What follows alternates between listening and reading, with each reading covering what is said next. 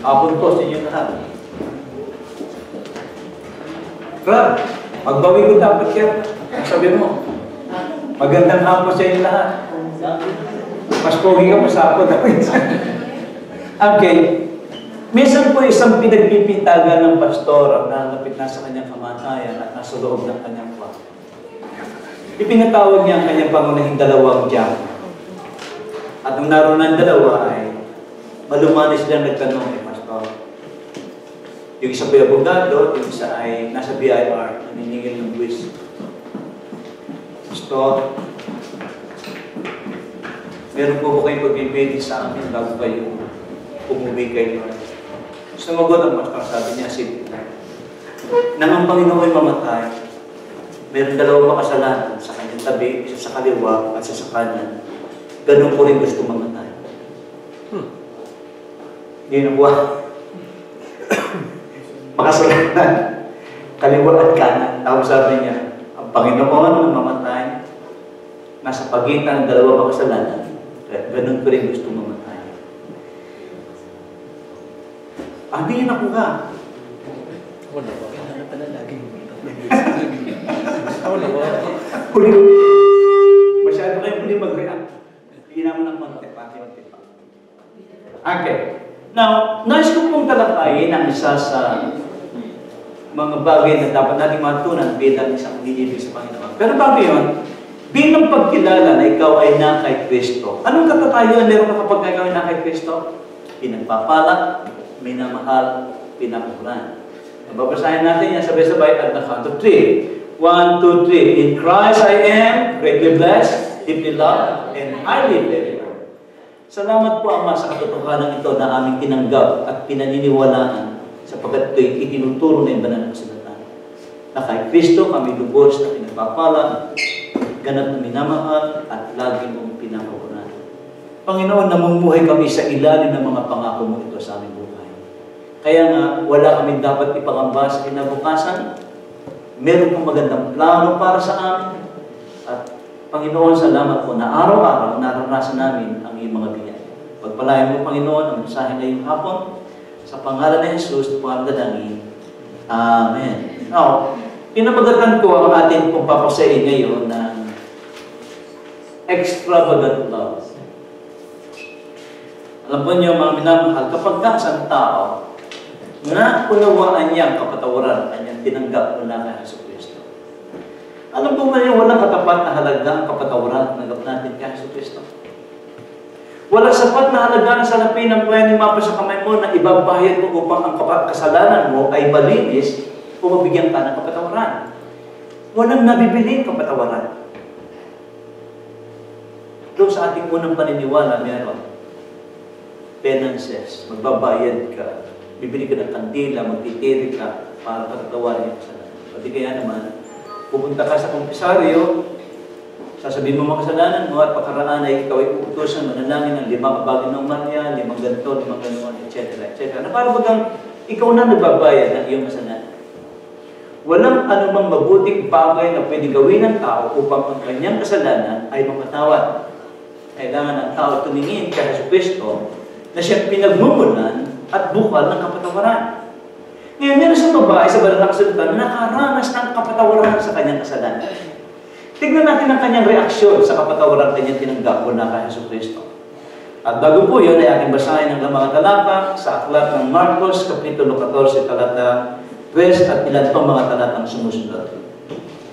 Ano sabi? And while he was in Bethany, in the house of Simon the leper, seated at table, there came a woman with a bottle of perfume oil of great price.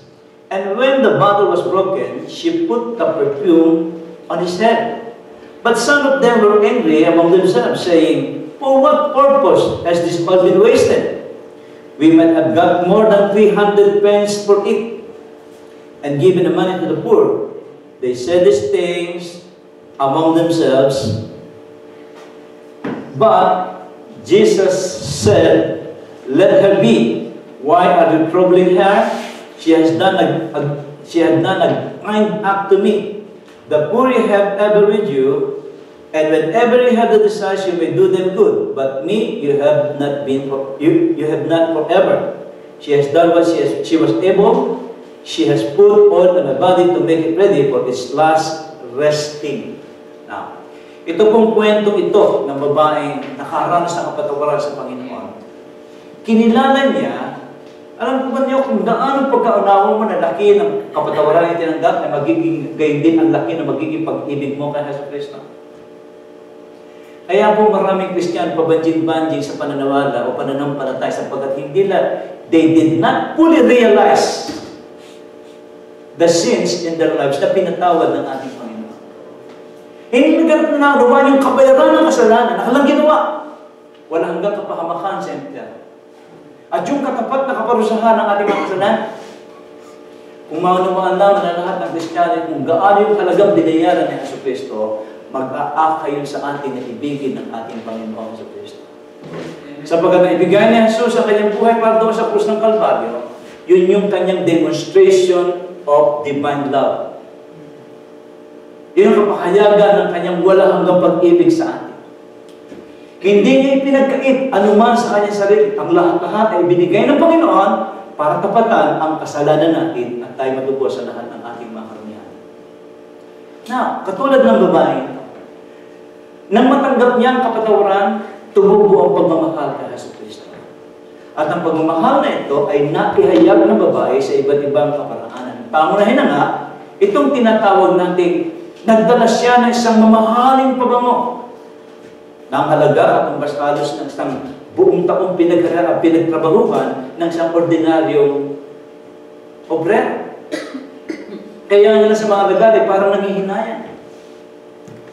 Kung yung ba na may ipinagbili na lamang at itinulong sa mga mahihirap, sabi nila, nakaroon ng panghihinayang.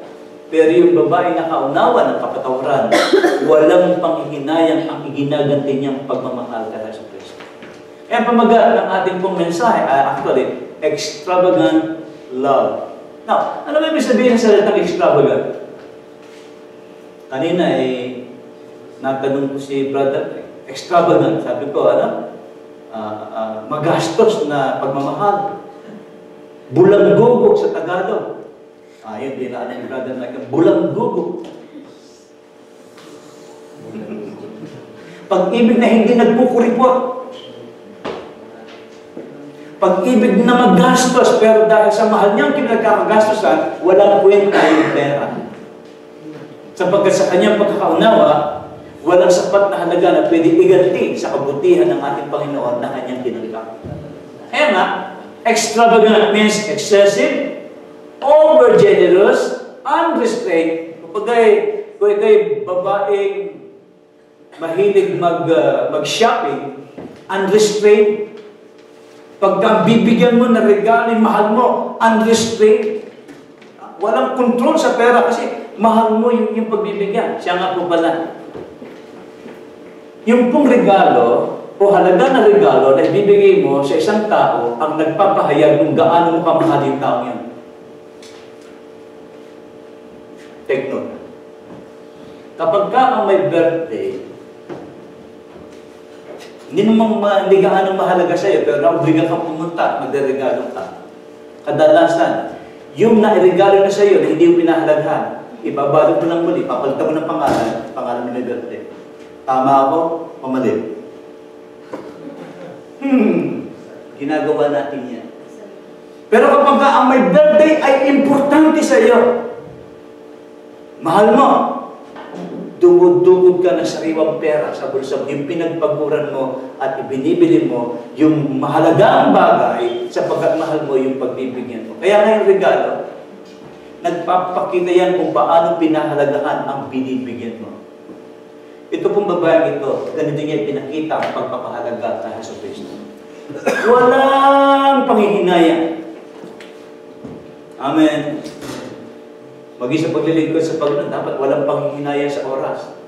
Walang panghihinayang sa pera. Walang panghihinayang sa talento. Walang panghihinayang sa pagod. Kapag yung pinagpapaguran ay mahal. Unrestrained. Extravagant love. Now,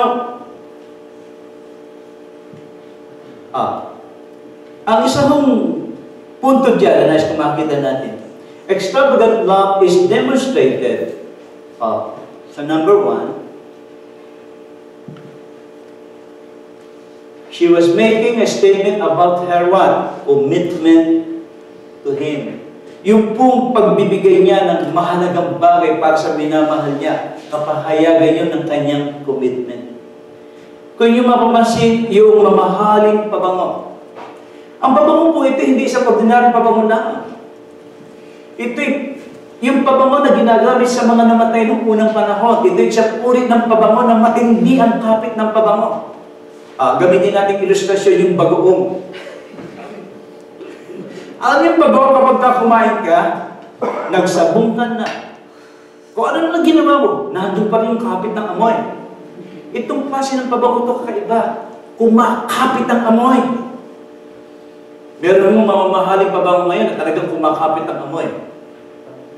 Minsan naging bisita namin sa Tarlac yung naging asawa ni Big Soto, yung artista na born again. Connie Reyes. Dumaan siya sa tabi namin. Ang bango! Nandoon na siya sa altar, nandoon na siya sa may entablado. Yung amoy niya, naiwan pa rito. Ang tindi ng pabango niya. Dumadaan na siya, maalingasaw. Mabango hindi mabango. Parang, ang pabango niya parang isang presensya dumating sa aming kalagitnaan. Nananatili. Ako po'y naniniwala, yung gayong puri ng pabangong ito, mamahalin. Sapagkat sabi nga ng ilang mga apostol, yung kanilang komento dito, katumbas na yan na isang buong taong pinagtrabahuhan ng isang tao. Mamahalin. Ito po yung anointing oil para sa mga patay na mayayaman. Mayayaman lamang gumagamit nito. Sapagkat ito'y totoong napakamahal. At ako'y naniniwala na ang oil na itong babae nagbigay, ito'y kanyang inihanda para sa kanyang sarili. Kaya posible ang babae, isang mayamang babae. Mayaman siya. Hindi niya pinanghiniyangan yung parang nakalaan para sa kanyang mamahaling bagay, ibinigay niya para kay Hesus Kristo. Sa isang kaparaan ng pagparang maluho, sa mata nila mga parang walang kwentang ginawa mo, sayang, pero sa babae ito, hindi niya pinanghinayangan ang kanyang binigay para kay Hesus Kristo. Kung ikaw meron siyang mamahaling pabango, let's say, ang halaga ng pabango ay $750 Canadian dollar. Paano nga gamitin ang pabango niyo, sister? Hindi nagagawin. Hindi. Dito lang yan. Di ba? Hindi mo gagawin parang bitchin yan. Mamahalin yan eh.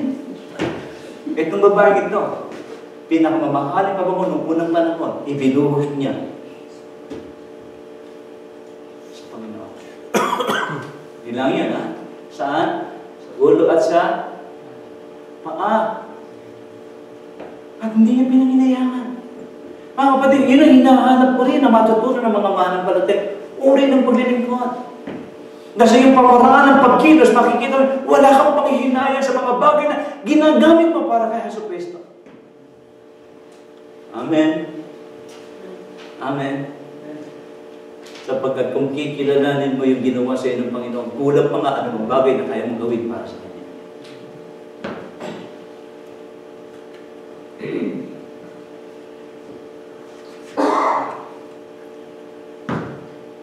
Number 2, she was making a statement about His value to her. Binanggit ko na yan kanina.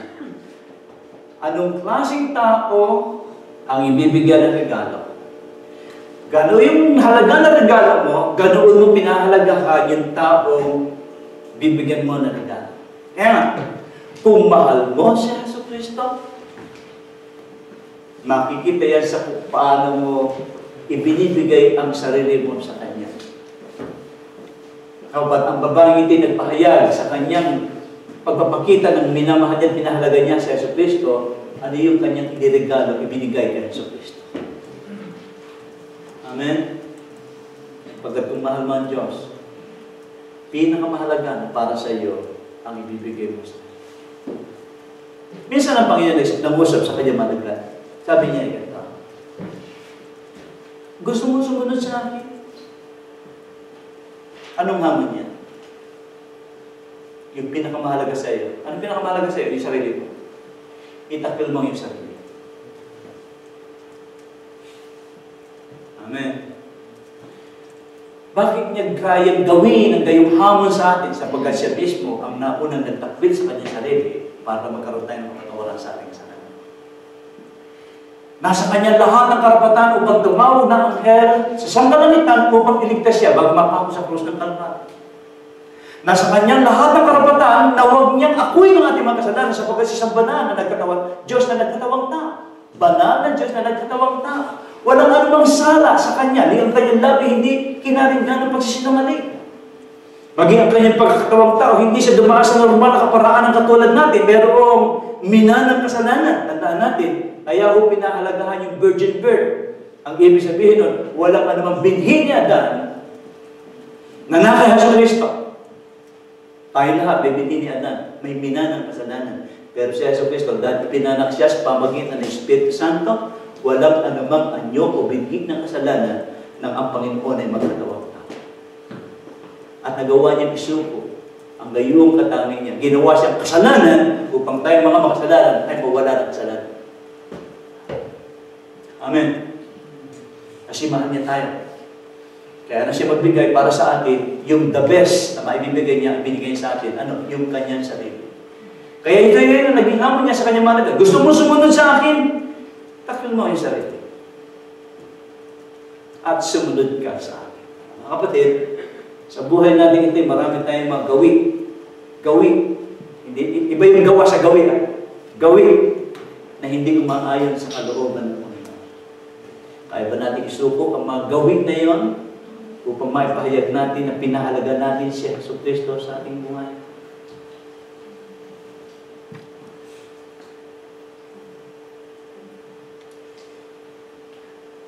Itong babae maaaring nagtimpok siya upang mabili lamang ang mamahaling pabango na ito. At maaaring ito nga'y kanyang ipinagtimpok para sa kanyang biyurya na tinatawag. At ng kanyang ito'y basagin at ibuhos ang lahat ng laman nito. Tandaan natin, hindi siya nagtipid, ha? Ibinuhos niyang lahat. Isang minsanan lamang, napakalaking halaga. Hindi niya pinahanayan. Ibinigay niyang lahat. At ang ipinapahiwatig ng babae ito ay simple po lamang. When she broke the glass and poured out its contents, she was telling Jesus, "You mean more to me than anything in the world." Yan po nais niya ipinahiwatig niya. Panginoon Jesus, ikaw ang pinakamahalaga sa akin kaysa anumang bagay nasa libutan. So yung pong tao nakaunawa ng kapatawaran mo na kay Hesus Kristo, ginagawa niyang napakahalaga ng kanyang kaugnayan kay Hesus Kristo. Ginagawa niyang napaka-importante ng salita ng ating Panginoong Hesus Kristo. Ginagawa niyang pangunahing gawin ng kanyang buhay ang maglingkod kay Hesus Kristo.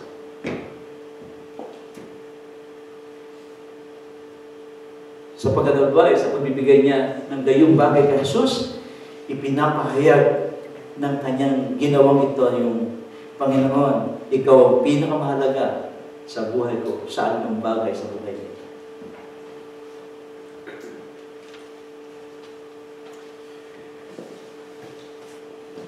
At sa gayon din kaparaanan kung paano ipinakita niya ang pagkapahalaga niya kay Hesus Kristo, ipinakita naman niya kung paano naman ang ginawa niyang pagkapahalaga sa kanyang sarili. Hindi mo itaas sa kanyang sarili. Tandaan natin, ang babae natuto ng magpakababa sapagkat nakita niya na ang Diyos ay nagkatawang tao at nagligtas sa kanya at nagpatawad sa kanya. Nakita niya rin ang pagpapakababa o kababaan loob ng ating Panginoon. Kaya nga siya sa pagsunod kay Hesus Kristo, kaya hindi na kanya ginawa. May pagpapakababa siya na siya lumapit kay Hesus Kristo. Paano niya pinahayag? By this act, Mary was demonstrating that Jesus meant more to her than her own refutation. Ang dahilan po, ang dahilan noon na ito, di binuhos hanggang daw sa paa. Anong kanyang pinampunas? Tuwalya? Hindi po, yung kanyang buhok. Noong mga panahon yun, tanging mga babaeng mabababa ang lipad lamang ang naglulugay ng kanilang mga buhok. Kaya nung mga panahon yun, uso ko si mga mamahaling puineta. Ano po yung puineta? Yung pangmasabuk yun eh. Hindi ko yun mura. Hindi yun mura. Puineta. Yun yung pangkapit na pagka, yung mga matatanda ng araw, bubulog nila ganyan, tapos paikot dito. May sinasaksak silang ganyan. Puineta yung tawag doon. Mamahalin. Ang karaniwan noon ay gawa pa sa lantay na ginto, may mga bato-bato mamahalin. Kaya nga si Apostol Pablo sabi, huwag lang yung kagandahan, huwag lang maging panlabas. Sinabi niya sa mga mananampalataya ng unang panahon. Kasi mga kababaihan sa church noon, mga arte rin, kung paano mga arte ngayon. Artist na rin kasi. Sabi niya, huwag lang mga yung kagandahan maging panlabas. Hindi sa pamagitan ng mga palamuti, kundi yung puso ang maging maganda. Okay? Now, naibinuhos niya, hindi niya intindihan ang kanyang reputasyon. Alam niyo kapag naglingkod ka sa Panginoon, hindi na mahalaga yung reputasyon. Ang mahalaga na yung reputasyon ng minamahal mo, si Jesus Cristo. Amen? Kami tayo ng halimbawa. Kapag ka ang isang babae, minahal niya ang kanyang asawa, pati yung kanyang pansariling reputasyon, ibinababa niya, sasamahan niya ang kanyang asawa. Amen. Amen. Minsan, may mga babae ginamalas-malas sa buhay, nakapatyan ko na hindi maayos. Tatanggapin niya, kasi gano'n ang buhay niya. May pinag-aralan, makapagsawa ng walang pinag-aralan, pero dahil minahal niya lalaki, yung kanyang pride na tinatawag, yung kanyang reputasyon, hindi na yun ang mahalaga. Ang mahalaga na yung mahal niya ito. Pati yung reputasyon, o kung walang reputasyon na yung asawa, aakapin niya. Kaya nakakaiba naman si Jesus. Si Jesus ang pinaka puno-puno naman ng pagpapahalaga dapat. Kaya kung aakapin mo si Jesus Cristo, itataas ka ng kanyang reputasyon. Pero babae nga, nang siya'y maghandog kay Jesus Cristo, hindi niya alintana yung sasabihin ng tao. Na pagkakamalang kang babae mababalipan, nakakahiya. Di ba maging sa ating kasalukuyan, mga Kristiyano, na pagkakamalang sira, yung mga barbolin na yan, tamo, mga nasira na yan. Bakit? Kanina umiyak yan. Ay, tawa naman ng tao. Mamaya maglulundagan yung mga yan. Mamaya lulog yung mga yan. At nangyayari sa atin. At minsan yung paraan ng ating pamo hindi umaayos sa takbo ng sanlibutan. Kaya marami tayong nagiging kaaway na taga-sanlibutan. Galit sila na iiwasan mo yung kanang gawin. Sapagkat yung pamamaraanan ng Diyos ang iyong ginagawang gawin na iyong. Sa kanila, ikaw ay nagiging parang walang kwentang tao dahil ginagawa mo kalooban ng Diyos. Mga kapatid, hindi na ba sa mata ng sanlibutan, wala kang reputasyon, pero pinapahalagahan ka naman sa kalangitan. Amen? Ang babae ito parang walang reputasyon sa harapan ng mga tao, pero kanya ipinakita ang pagpapakababa, paglulugay ng kanyang buhok at ipunas sa paa ng ating Panginoon. Bakit ang babae ito gumagamit pa ng panty? Hindi alintana na madumihan ang kanyang buhok. Hindi alintana na siya lumukod at maamoy niya yung amoy ng lupa. Siya lumukod. Pinunasan ng paa ng ating Panginoon. Nung pa namang araw, ang mga daan di katulad ngayon na sementado o asfaltado. At ang sasakyan ng araw, hindi naman katulad ngayon ng mga digulong na goma. Ano sasakyan nila noon? Kabayo, baka, asno. Wala naman hong CR na katulad sa tao ang mga asno kapag ka nasa daan. Na kung sasabihin sa kanyang boss, boss niya ka muna, punta mo ng CR. Kung saan abutan ang asno, ang kabayo, ang baka, doon na yung doon na yung magbubuhos. Yung daan ng araw, kapag ka natuyo, ang alikabok niya, dumi ng ayaw. Kaya nung unang kapanahunan, ang mga bahay ng mayaman ay merong mga Tanging alipin, ang trabaho lang ang tagapaghugas ng paa ng mga bisita. Yun ang isa sa pinakamababang posisyon ng isang alipin sa tahanan ng isang mayaman. Tagapaghugas ng paa ng magiging mga bisita. Hindi alintanan ng babae na magmukha siyang alipin. Dahil mahal niya kanyang pinagilimukan. Amen. Walang kwenta siya sa kanya yung mapagtawanan siya dahil kay Kristo.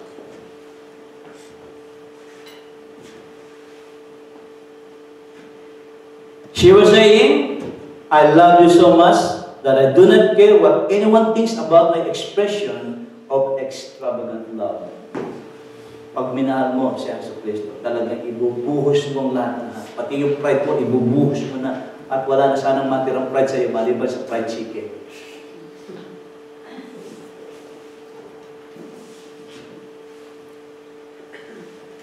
Dalawang bagay po ang kanyang ginawa upang patunayan.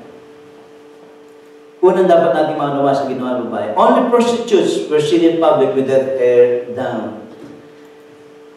And at that moment, she didn't care what anyone thought of her. She merely wanted to express her extravagant love to the Lord. Alam po niyo yung kilos natin. Sabi nila, action speaks louder than word. Maski nasabihin mo na sabihin, mahal mo si Jesucristo, gusto mo maglingkod sa Kanya, pero hindi ka kumikilos, hindi nakikita iyo ang talagang ekspresyon ng pagmamahal kay Kristo, wala kwenta yung lumalabas yung labing mahal mo si Jesucristo. Itong babaeng ito, hindi lang sa salita niya pinahayag ang kanyang pagmamahal. Sa gawa niya pinakita. Sa paglunok ng kanyang pride, pinakita niya ang kanyang pagmamahal kay Jesucristo.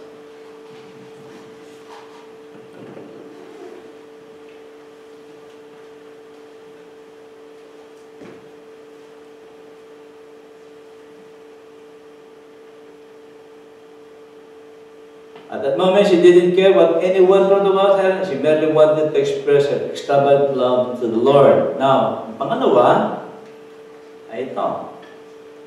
Second, only slaves wash the feet of others. Slaves po lamang.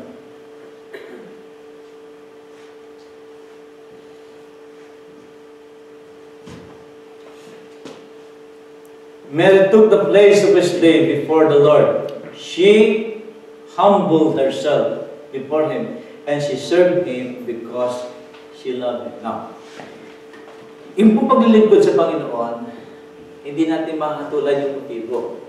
Pero pwede ko naman banggitin na mayroong iba't ibang motibo ang paglilingkod na ginagawa at pinakikita ng tao para kay Kristo. Noong may kabataan pa lamang, ang dahilan kung bakit ako pumasok sa church ay hindi dahil kay Kristo. Uniform yung pang-basketball.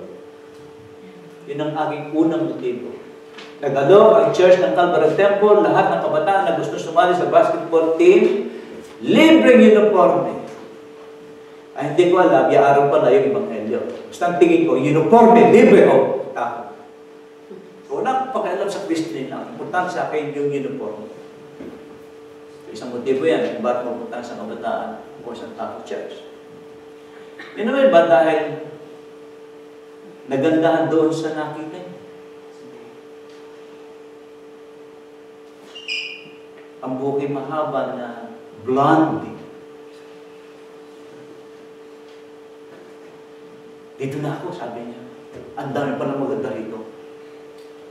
O pwede naman isang dalaga kaya pumunta ron, meron nakita di bigote. Ay, dito na lang pumunta, ang pupogi naman ako. Iba-ibang motibo. Iba naman pumupunta kasi, ay, nandun kasi mga kaibigan ko doon, narin ako. Iba-ibang motibo. Mga kapatid, kung ang pagpunta ng isang tao sa church ay dahil lang sa mga bagay nito, walang kwenta ang pagpunta mo sa church. Ang kailangan matutunan ng tao, pumupunta ka sa church kasi naunawaan mo, minamahal ka niya sa Kristo. At ang bahagi ng pagtugon mo sa pagmamahal mo sa Kanya ay yung paglilingkod. Ano man paglilingkod ay kinakailangan, mayroong nagtutulak sa iyo. Ano yun? Yung pag-ibig ni Kristo. Katulad yan na sabi niya Apostol Pablo, for the love of Christ constrained me. Ang pag-ibig ni Kristo ang puminto nagpipilit sa akin, nagtutulak sa akin. Alam niyo kapag minahal mo si Yesu Cristo, sa totoo lang, ang minamahal, hindi tinutulak ng paglikuran ng kanyang minamahal. Ay po ba mga kababae, tinutulak pa ipaglaban ninyo ang mga asawa ng kanilang mga gamit ng brief? Inuutosan pa ba kayo? Hindi na, kusaya. Utosan pa ba kayo ipaghain niyo sila, kung mahal niyo yung asawa lalaki? Kusaya. Ang nangingitin na. Darating yun, huwag ka mag-alala kapatid. Yung bang, dahil mahal ka niya, miski pagod niya, kasiyaan niya magbigay. Alam niyo, ang umiibig, nasisiyahan habang napapagod sa paglilingkod sa kanya iniibig. Kapag ka nagre-reklamo ka na sa paglilingkod, doon sa inakala mo iniibig mo, tandaan mo ito kapatid, nanlalamig ang puso mo sa iniibig mo. Pero habang puso mo ay nag-aalala, ikaw mismo naghahanap ng maipaglilingkod mo sa minamahal. Yung misis ko, total wala pa naman siya dito. Huwag niyo siya sabihin. Dahil naka-report.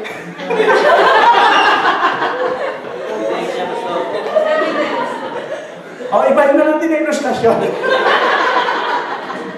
Alam niyo, ang mga babae, pagka nadama niya yung mahal mo sila at yung kanilang emosyon ay nasa mo, yung nag-alab ang pag-ibig, hindi ka mo humingi ng kape. Inaalo ka na. Amen. Amen. Amen. Pero kapag kayong malamig na yan, hey, kape. Ibabalog-balog na kamo. Ay, kapag bakit. Yung bang parang dadaan dito, nalabas na, parang walang narinig. Dali, kape. Eh, lalo pag gagalit. Daling kape. Pag-kape ka, mag-isa mo. Pag sinipag-sipag, yaan mo ka sa termos, yung kape, yung gagas, at saka sukal, bahala ka na. Tutulog na ako, pagod na ako. Pero kapag kaya, ila, hindi ka pa nga humihingi, binibigay niya. Pag kami na ng Panginoon, ikaw ang hahanap na ipaglilingkod mo sa Kanya. Amen? Amen. Wala nagutos na babae, ibigay niya yung pinakamamahal pa ba mo sa loob ng kanyang tahanan. Wala nagutos na babae, punasan mo paano ang Panginoon Hesus Kristo, mistik bababa ang tingin ng mga tao sa iyo. Pero dahil binahal niya yung naunawa niya nagpatawad sa Kanya, na nagmamahal sa Kanya, hindi niya alintanan na sabihin niya. Ipinahayag niya extravagantly yung pagmamahal niya kay Hesus Kristo. Amen?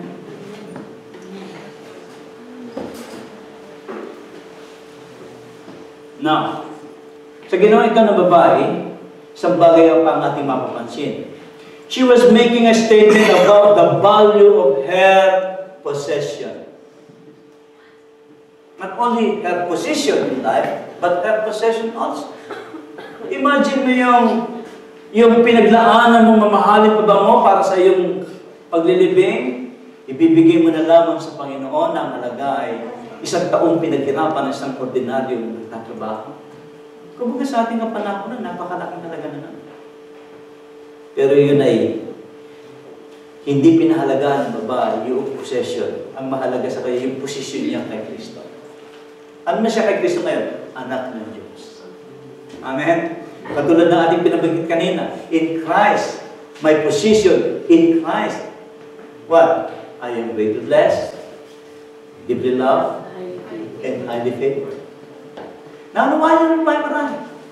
Kaya yung possession, wala nang kwenta sa kanya. Ang importante, ano yung posisyon na yun sa Diyos? Alam ba niyo na tayong lahat ay pinagkalooban ng karapatan maging mga anak ng Diyos ng ating panampalatayanan si Hesus Kristo? Yan sinabi sa mga aklat ng Juan, Kapitulo 1, talatang 12. Ang lahat ng sa kanya na nagsitanggap, pinagkakalooban niya sila na tumanggap ng karapatan na maging mga anak ng Diyos. Amen. Yun ang ating posisyon. Karapatan, maging mga anak ng Diyos. Kaya nga, kung ikaw'y maraming ari-arian sa buhay na ito, hindi yun ang mahalaga. Ang mahalaga yung posisyon mo sa Diyos. Hindi yung possessions. Wala nang madadala sa kabila kapag ano mayapang. Ang lahat iniwanan mo sa daigdig. Amen. Kaya itong babae, ipinakita niya kung ano ngayon ang kanya naging pananaw sa kanyang ari-arian, magmula nang umibig siya kay Kristo.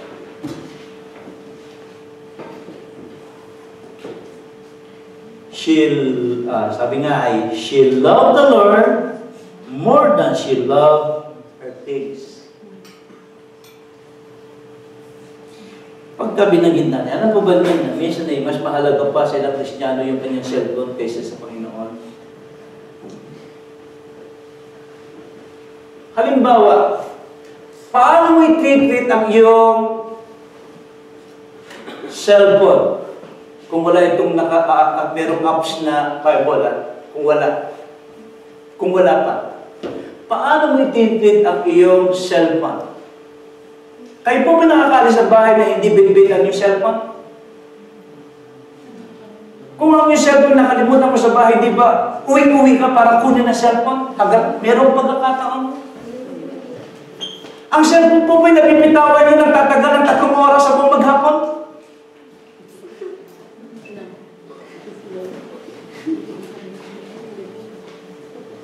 Ang cellphone pagka lampa, anong ginagawa nyo? Pinababayaan yung loba?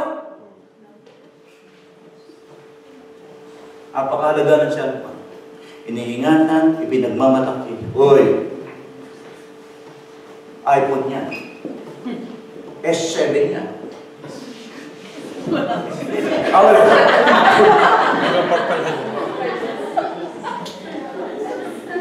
Gaano mo pinahalagaan? Hindi ka lalabas na wala ito. Hindi ka mapakalaga kapag wala sa kamay mo. Sa totoo lang, maraming Kristiyano, pag mulat ng mata, binahanap cellphone. May kilala ko. Now, yung gayang-gayong pagpapahalaga, kaya mong ilagay sa Biblia.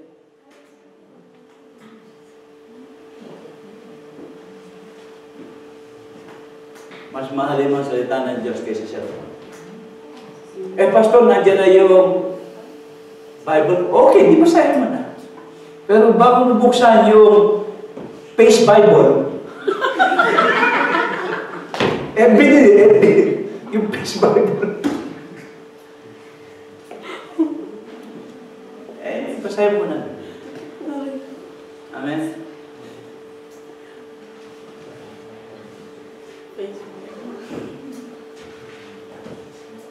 Number 5. She was making a statement about his worthiness to be worshipped and served. Nung siya yung bukod, nang ibigay niya yung lahat-lahat. Yung nang ito'y kanyang binasag, pa niya sinabing, wala nang pwede sa akin lahat ng bagay, ikaw na lang ang pinakamahalaga sa akin. Kumbaga ito yung sa kasabihan ng mga Amerikano na burning the bridge. Wala ka nang babalikan. Ibinagpasa niya yun. Lord, pinatawag mo na ako sa lahat ng aking kasalanan. Ito yung handog ko sa'yo, kumakalimuyak ng bagong buhay na kaloob mo sa akin. Ano man yun? Ako naniniwala, nung binasag niya yung lalagyan, yung sisidla ng pabango, umalingaso ang bango. Alam niyo mga kapatid, kapag binasag ka ng Panginoon, aalingaso ang bagong buhay sa iyo. At di ba hindi naamoy ng mga mababago ang buhay? Mas malamang makapanghawa ka ng bango sa akin. At yun ang dapat.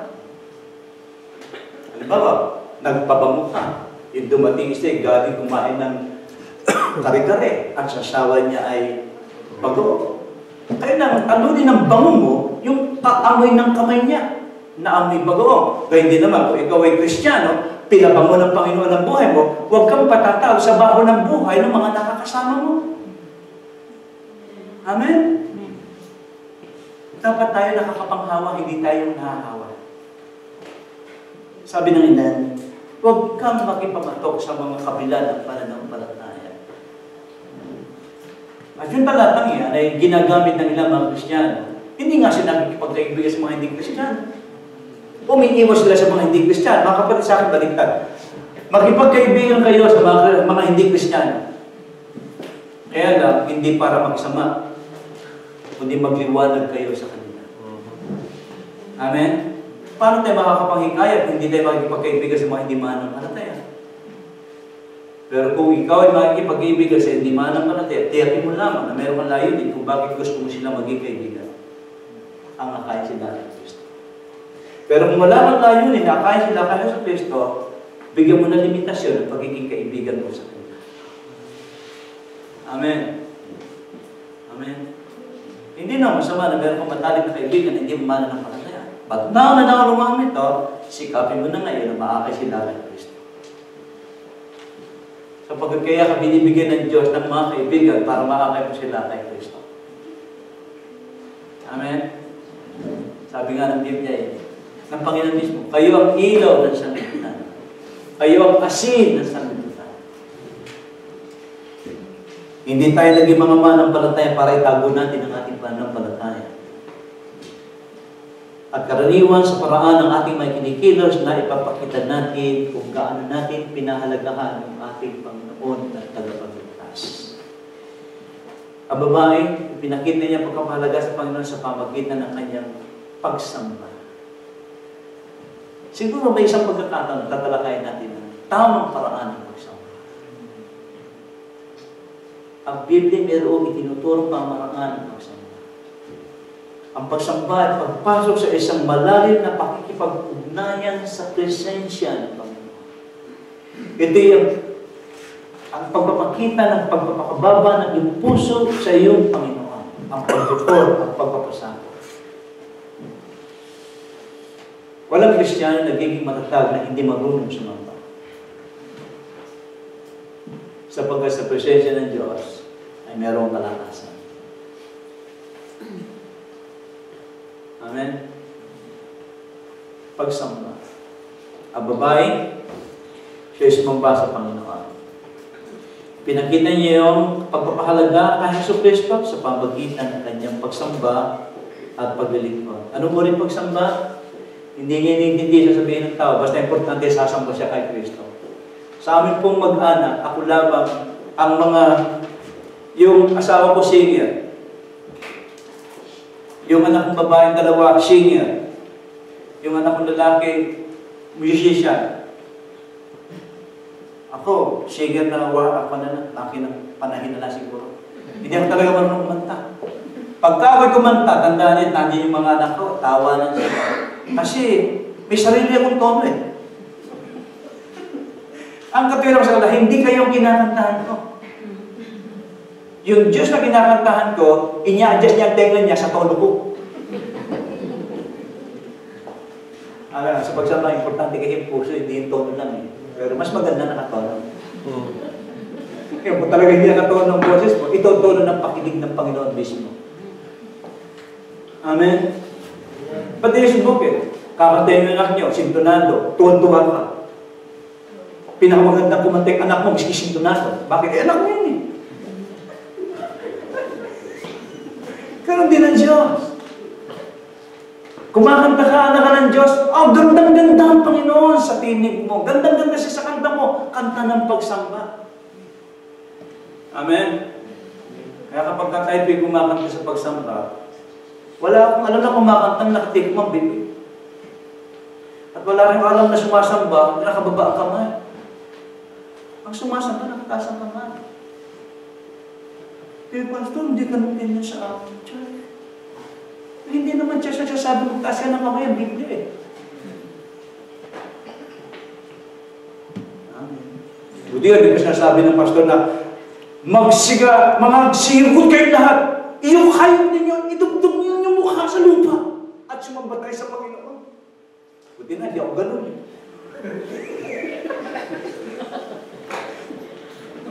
Dahil po isasamba, style Muslim.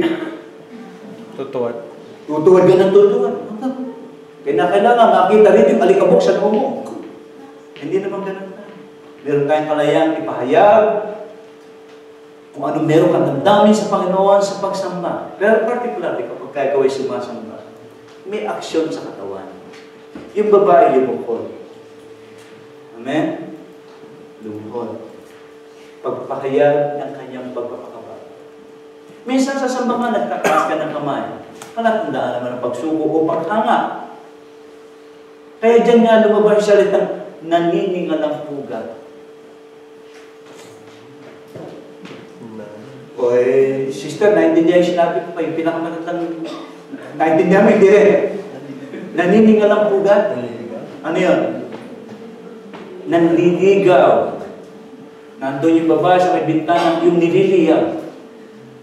At merong kumakanta, nangaharana ka. At tawag doon, naniningal ang puga. Sinasamba mo yung babae sa pamagitan ng awit. Harana. Kaya kapag kayo sumasamba, naroon yung pagtaas ng kamay na nakatingala.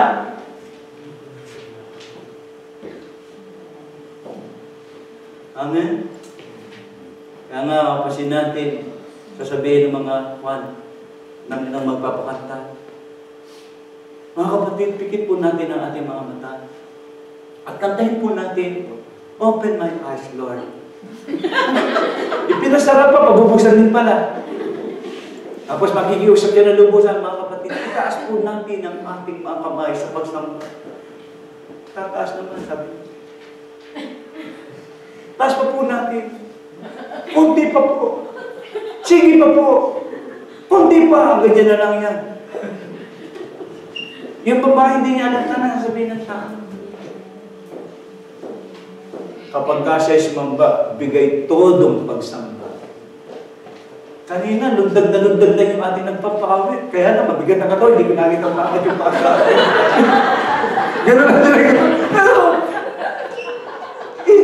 ganyan tayong magsaya. Amen? Hindi kayo sanay sa ganong karapat. Kung gusto niyo maglingkod sa Panginoon. Extravagant worship. Amen? Kikilos niyo yung mga katawan. Sa amin, Church of Tarba, pagka po meron kong indang, ganyan sabi ko, bawal hindi marunong sumayaw. Bawal ang hindi indang. Lalo pagka hindi ko indang, doble offering nyo, indang kasi na. Biro lang mo yun, dito yun.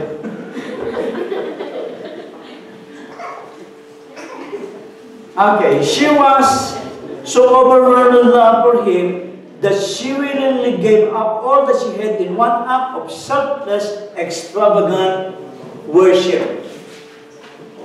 Amen. Nag-expect po tayo ngayon na sa susunod nating pananambahan, bibigay na kayong lahat. Amen. Pagka sinabi kong bibigay kapag ang tugtog ay masaya, huwag niyong panghinayang ikembot niyo yung balakang. Yung mga kabataan niyo, magdamagan, yung araw, yugyugan lang ng yugyugan, kaya tawag nagsayawan, yugyugan. Kasi yugyugan sila yugyugan. Buti pa nung araw, ang sayaw, di po ba, isa ka aklas, isa ka abante. Ano sayaw? Tango. Ngayon hindi, pag ang babating na natin, abante rin yung babae. Sa lubog. Noon, ang hawakan ay ganyan. Saya ka. Ngayon na sweet talaga, sweet. Parang isang tao nakikita mo. Bigay na bigay. Sa Panginoon kapag kayo sasamba, ibig mo sabihin ito, ibigay mo na ng tao. Kung magtatas ka na naman, itinaas mo na nila, itodo mo na. Kaya na magsuot ka ng walang sirang kilikili na t-shirt. Para hindi ka mapahiya. Amen? Ginagawa kong nakakatawa at maging masaya sapagkat minsan, kapag itinuwid mo ang tao, tinatamaan siya, nagagalit sila. Mas gusto ko na yung tinatamaan kayo, nakatawa kayo. Kasi sa tinatamaan ko kayo, nakasimangat kayo sa akin. Okay? Extravagant worship. Sapagkat kapag natutunan natin, itong walang pasintabing pagsamba sa Panginoon, o mga kapatid, hindi ka kailanman maluluhi. Pag bumabasa yung presensya ng Diyos, yung puso mo nag-aalap sa Panginoon, lalo pa mag-aalap. Amen. Amen. Yung dati mong committed, nakaugnay sa Panginoon, magiging committed talaga. Iba kasi committed, kaysa doon sa committed. Okay. Ito yung maganda. She seized the opportunity and made it count for the glory of God. Yung pong pagsamba. Bawat pagkakataon na magagawa mo, kunin mo. She seized the opportunity. Nandoon ang Panginoon. Alam po niya, madalang na masolog ang Panginoon ng kanyang kapanahunan. Kung saan pumunta ang Panginoon, lagi siya giligigit ng maraming mga tao. Kaya ang Panginoon kinakalatakasan niya muna ang karamihan para lang makapanalangin siya ng suluhan. Kaya nang makita ng buhay sa magandang pagkakataon, masusulog ang Panginoon, sinamba niya na si Yesu Cristo. Kailan kadalasan masusulog mo ang Panginoon? Bago matulog. O pagkagising mo sa bahay. Seize that opportunity to worship. Ano ba yung napakasarap inumpisa mong araw sa pagsamba sa Panginoon? Sabi ko nga, buti pa siya ito, di natin ko na i-recharge. Amen? Wala akong nakita may cellphone na pinabayaan niya. Na-discharge siya ng gusto yung kanyang cellphone, di pa siya makakalik. Minsan nga magwa-warning pa lamang Magwa-warning pa lamang, sinasaksak ko na agad para maganda yung servisyo niya. Maganda yung connection niya. Siya nga pala, ang cellphone pala napansin ko, kapag mahina na ang charge niya, nagchachapi-chapi na rin ang fan. At yung mga apps mo, hindi na gumagana ng todo. Parang kulang na sa lakas. Ano, ilagay mo sa yung spirit to, yung ganung klase. May lakas ka pa ba tumawa sa Panginoon kung ka na? Lobat ka na.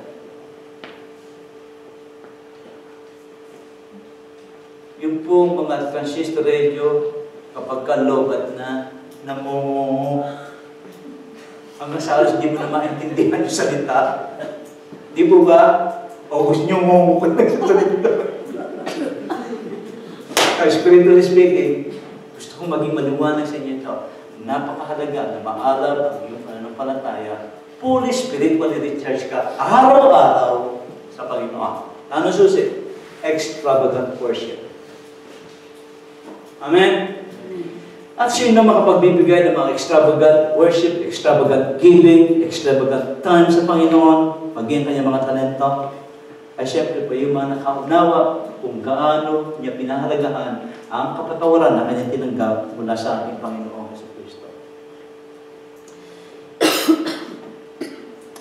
Look at your own life in the light of Mary's statement of faith. Number 1, are you totally committed to Jesus in extravagant love and worship?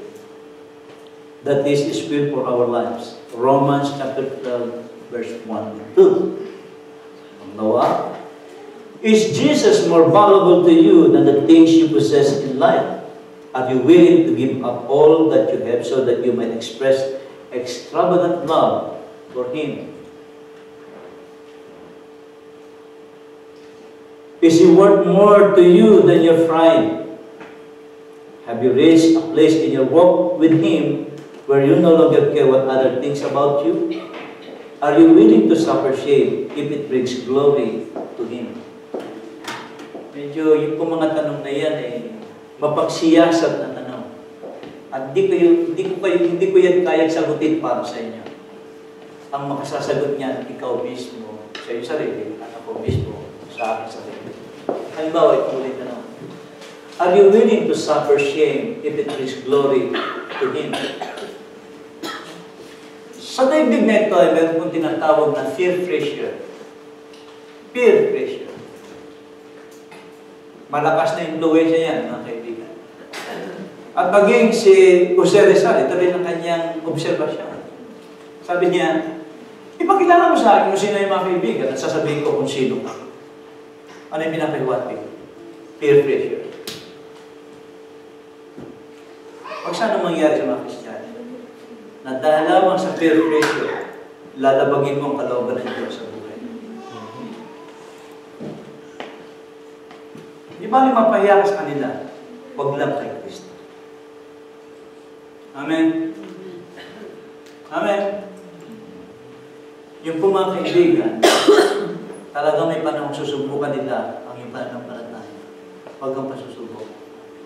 Malay mo, kapag nanindigan ka para kay Kristo, yun yung susi upang sila maniwala, totoo ang iyong paniniwala. Nasaan yung Kristo? Ngayon sinumpalataya. Gusto ko na rin sinumpalataya. Amen? Huwag kang bibigay sa kaibigan na. Pagka sinabi niya, tara! Tanong mo na saan? Sa dati, kayo na lang. Kung gusto niyo sa akin ngayon, payag ako, saan tayo? Ako pa maglilibre sa inyo. Tara! Saan? Sa Espiritu. Kung nakakahilo lang niya, ayaw niya. Gusto ko yung Espiritu na bibigay buhay at papasaya. Espiritu Santo. Manindigan tayo. Amen? Sapagkat sa gayong uri ng panindigan, doon mo na ipapahayag anong uring Panginoon meron ka sa iyong puso. Pagka gano'n na nanginiligan ka na, sa isang bandang, ibig sabihin, naunawa mo kung gaano kahalaga yung kapatawaran na ipinagkaloob sa iyo ni Kristo. Amen? Amen? Hindi dapat mas mahalaga kaibigan ka sa kay Kristo. May nilakad kami. Sa kanilang napupunta. Ay, naku birthday. Pwede ka naman makuli sa birthday.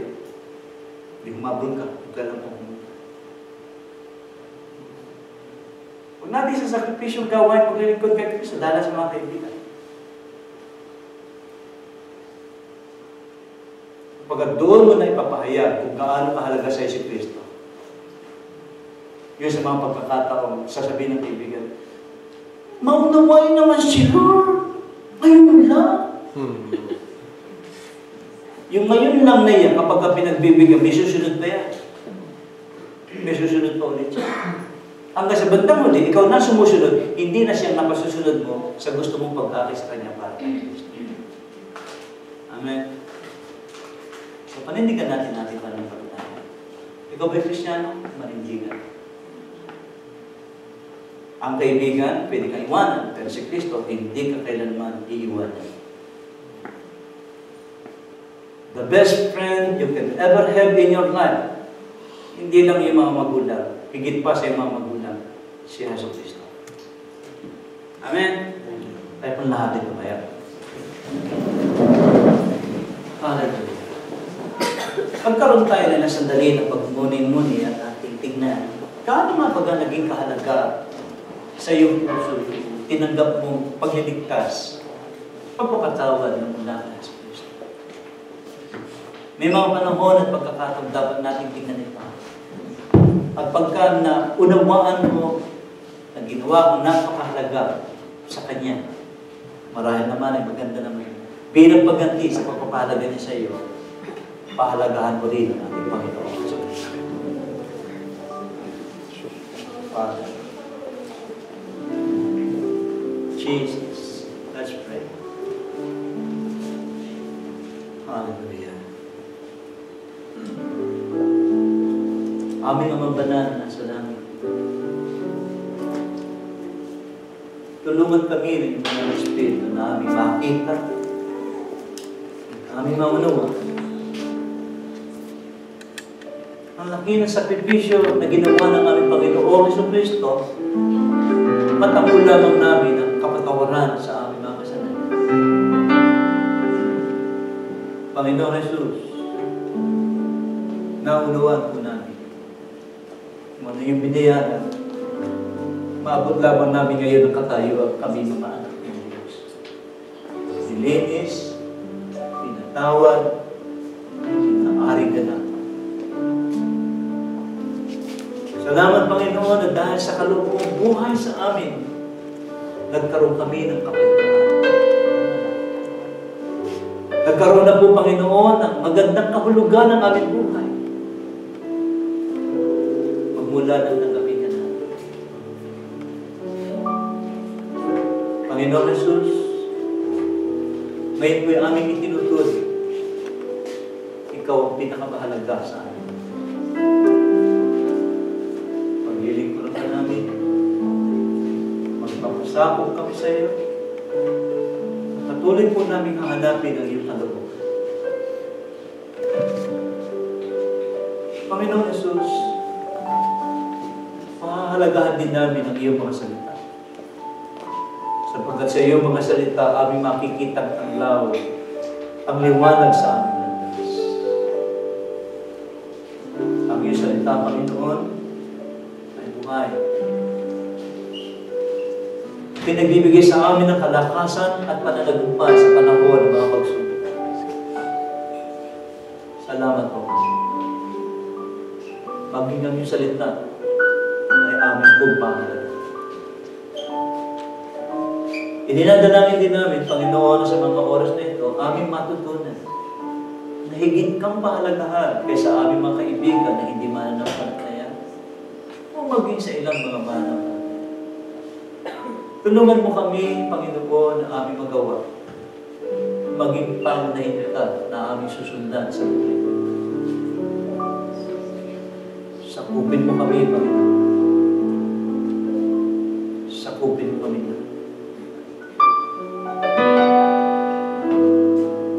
Salamat po sa iyo. Kung meron sa bagay ka na dapat isuko sa Panginoon, wala iba kundi ang iyong puso. Kunin natin ang pagkakataon ito. Magkaroon tayo sa maikling panalangin ng pagtatalaga kaya sa Kristo.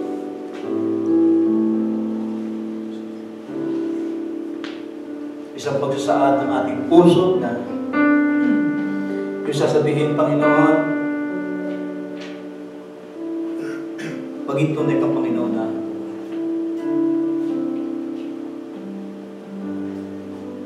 susunod ako sa iyo.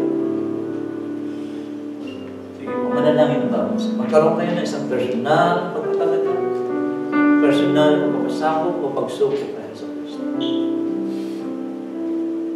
I will give you a few seconds. Go ahead.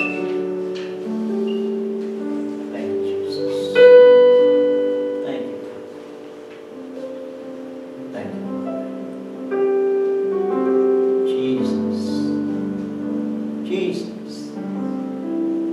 Jesus. Jesus. I worship you. I worship you, Jesus. And I thank you. Thank you, Jesus. Thank you, Jesus. Ama, salamat sa pagtanggap mo sa pagtatalaga ng iyong mga anak na ikaw ay kanilang paglilingkuran at gagawing pangunahin sa kanilang buhay. Lumagi sa amin ang gaba ng Banal na Espiritu. Sa pangalan ni Jesus, sa pangalan na langit. Amen. Amen. Purihin ko, Panginoon. Amen.